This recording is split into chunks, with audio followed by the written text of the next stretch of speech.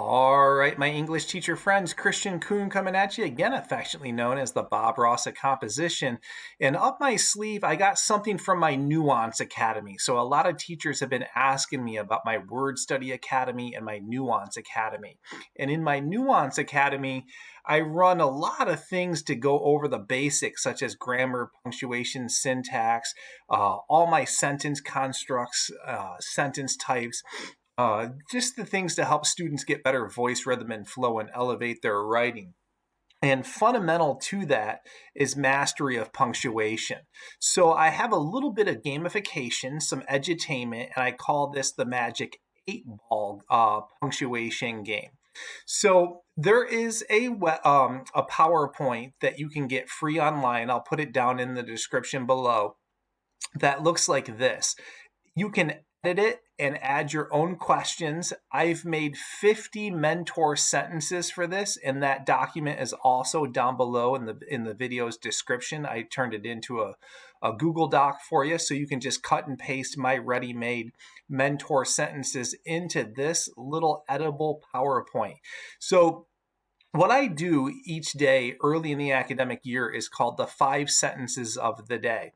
And I just simply ask over time, can I punctuate the following 5 sentences? So in terms of gamifying this, I might split the class in half. I might have them work in groups of 4 and just put this document into Google Classroom. So you can gamify it however you want. I typically like it best when I split the class into 2 groups and have one kid from each group volunteer to master this. So you can see here, you have this ask button over here. You can click that or click on the bottom here, and you get to your first set of mentor sentences.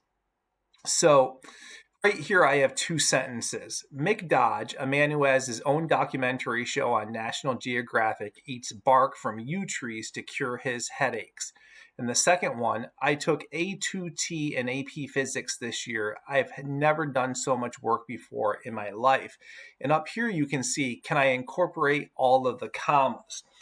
And this is perfect practice because, as we know, a lot of our emerging writers put a comma in the second sentence where the semicolon goes.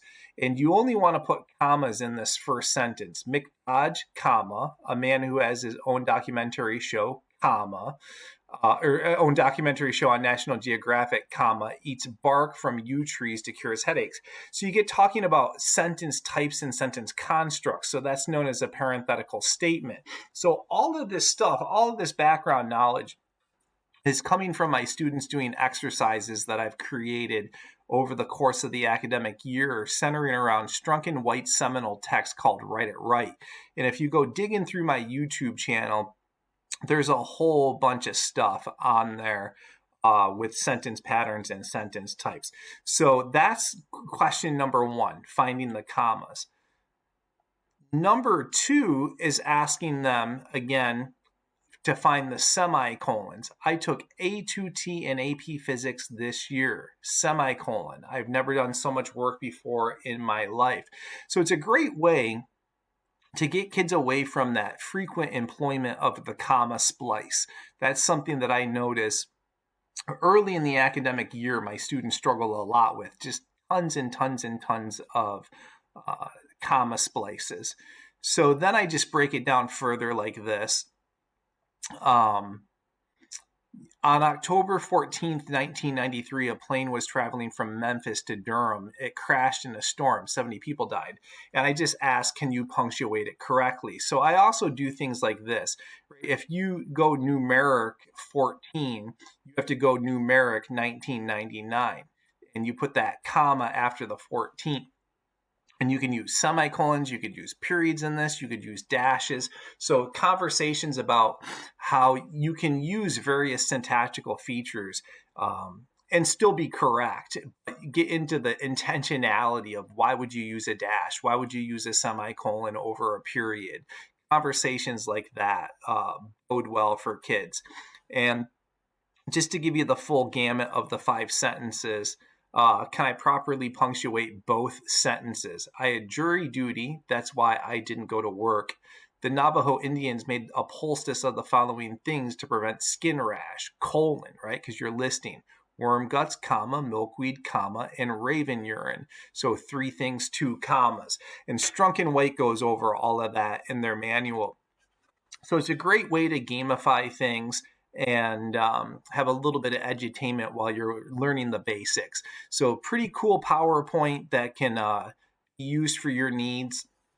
I'll put a link to it down below in the description. I got this one from Jessie Whitlock, and she has a Pinterest channel. It is free, so you can go and navigate it and find it on your own. And you can see that she has all these little icons here that you can navigate to correct the sentences if you want to edit them and show how you, the teacher, would write these particular sentences. I often do that. I have magnets on my board too of commas and semicolons, colons, dashes, ellipses, etc. And we tend to just punctuate with the magnets when the sentences are up on the overhead. So that's a pretty cool exercise. Note that this summer I'm teaming up with Applied Practice, and we're going to offer some summer PD sessions on AP Language and AP Literature. We're going to start the first week of July. We're going to host it on Monday evenings starting July 5th, and we're going to go 5 consecutive Mondays. An hour and a half for AP Lang and then an hour and a half for AP Lit. If you want more information on that, you can reach out to me at teachingwritingcoach@gmail.com or visit Applied Practice's webpage, appliedpractice.com. And what we'll do during our 5 weeks is go into my Word Study Academy with great depth, the Nuance Academy also with great depth, but then we'll take a look at how I use frames, which are often referred to as heuristics, to write all 3 FRQs for Lang and Lit. So believe it or not, my kids use the same frames, the same heuristics on all 6 FRQs. So they come to me as 10th graders and we do 10 honors together, our pre-AP. So over a 3-year period, they're hearing a consistent message with regards to the ampersand composition, right? The same message over and over and over again with regards to the compositional aspect of the course. So if you're intrigued by that, drop me an email or get in contact with Applied Practice. Hope that serves you well. Be well, and I'll continue to make some videos with the Word Study Academy and the Nuance Academy in the days, weeks, months to come. Take care.